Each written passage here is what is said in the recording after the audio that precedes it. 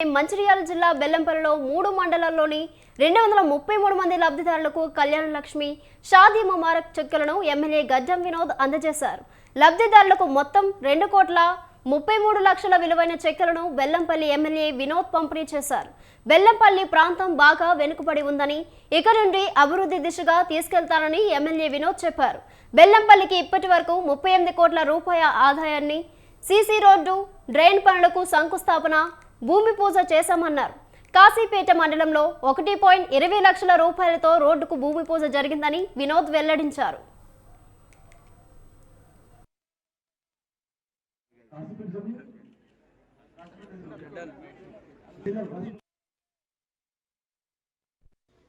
ఈ కళ్యాణ లక్ష్మి వచ్చే చెక్కులకు సంబంధించిన మా రేవంత్ రెడ్డి గారు తీసుకున్న కార్యక్రమాన్ని ప్రజలకు ఒక మంచి ఉద్దేశంతో ఈ చెక్కులు డిస్ట్రిబ్యూషన్ అవుతున్నాయి.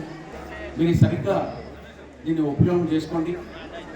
ఫ్యూచర్లో కూడా ఇంకా పెద్ద ఎత్తున అయ్యే కార్యక్రమాలు ఉన్నాయి. మీరు మన బెల్లంపల్లి చాలా వెనుకబడి ఉన్నది. దాన్ని ముంగడు తీసుకుపోవాలంటే మీ అందరి కోఆపరేషన్ అవసరం ఉన్నది. మన ప్రభుత్వం ద్వారా నేను మన బెల్లంపల్లిని రకరకాలుగా మండలాలు తిరిగి ఇప్పటిదాకా దాదాపు 38 కోట్ల రూపాయల వర్త్ రోడ్లను ఇప్పటిదాకా భూమి పూజ చేసిన ఈ కళ్యాణ